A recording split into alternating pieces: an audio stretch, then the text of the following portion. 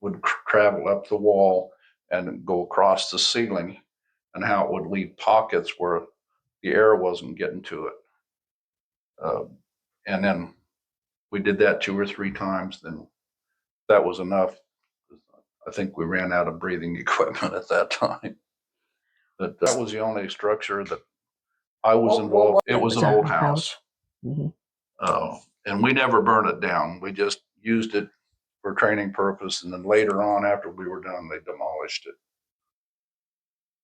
This neat. was Rick Castley's parents' house out west here. That's the structure that we were allowed to go in and train in. But because the people, the firemen here in Cheney, they're trained more towards brush fires, field fires, not structures. So it was a whole new element to them to go into and actually see what takes place within a burning structure. Mm-hmm. And I was more than happy to help them learn that. Sure, I bet. A little on the lighter side, when Steve would come home after being on a shift 24 hours, I'd ask him, okay, what all happened? Did you have car wreck? Was there fire, anything like that? Because the communication wasn't real good back then. And he said, well, something kind of funny happened. There was a lady who took her bath. Yeah, I wasn't involved with that, thank goodness. One of the other shifts, they had this obese woman, and she'd get in the bathtub, and she was obese to the point where she would get stuck, and they'd have to go in and pry her out of the bathtub.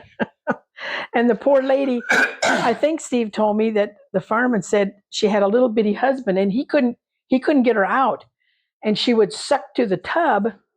And as a result, and I said, oh, how embarrassing. And Steve said, oh, no. She put towels and stuff over her, so she was covered. But they would get her out, and they'd say a couple of months later, here come an alarm in that this lady was stuck in the bathtub again. I wasn't involved with that, thank goodness. One of the other shifts, too, remember when the Wichita Eagle was still here in Wichita, they had a building down in South St. Francis where they would shred all the old newspapers. But one day, one of the employees, I don't know what happened, but he got sucked into the shredder. Oh. The shift on duty had to go in and wash down the walls and everything. Because, you can imagine the scene. That's terrible. Another situation that I was involved with was there was a grocery store down on South Seneca, I think it was, where they had an intruder crawled up into the ceiling. They couldn't get him out, so they tear gassed it. Oh, man. And we had to go in there. And that was my first exposure to tear gas because I didn't have breathing equipment on, and my eyes were watering. I was coughing. I was more than happy to get out of that building. Oh, man. All kinds of things, just weird things sometimes. But the thing that really bothered you when you'd come home, if there was a car wreck and there was a child in the vehicle, the adults he kind of not got used to, but it wasn't but when there was a small child or a kid, that bothered him. Part of the EMT class training back then was you don't want to get yourself emotionally involved. It's hard, especially on a child. And there was one car wreck that I made. It was literally right outside Fire Station 19.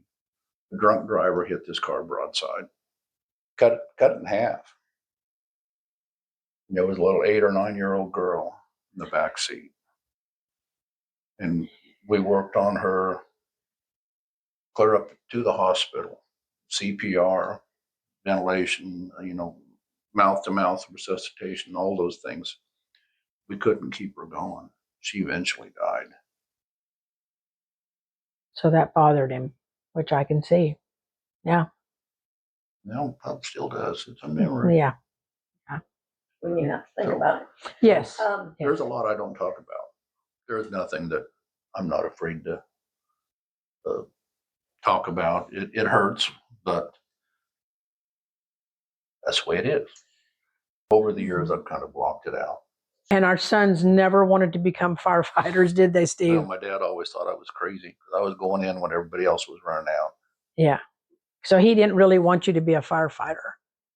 Well, he didn't want me to marry a Catholic either. So. Or a farm girl, remember? Yeah. His dad told him when we started dating, he said, Steve, he said, there's two things that you shouldn't do.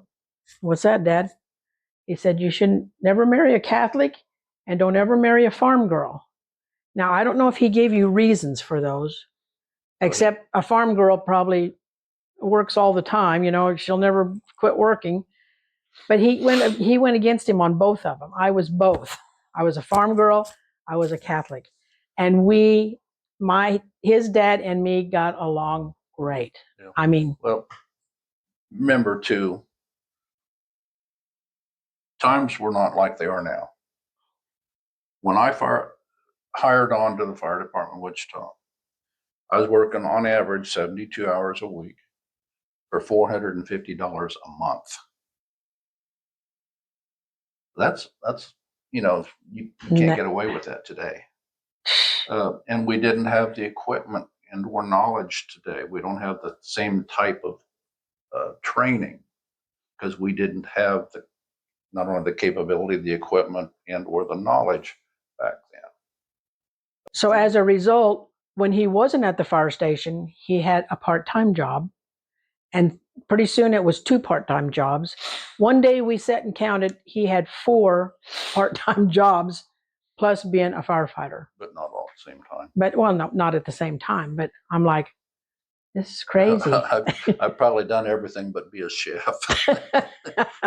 And one little side note here. I was a private at Station 19, and we had a new private come onto the station. And back then, when you passed your rookie test or your probationary exam, you had to buy food for the shift. Well, this young man, he 21, because you had to be 21 then because they changed the age requirement. He passed his rookie exam. What do you guys want? Well, you tell us. It's you're the one that's graduating here. Well, next shift, here he came. There was 6 of us, mind you, on duty. He brought a 10-pound ham and all the fixings for 6 guys. Yeah. So we had a lot of fun.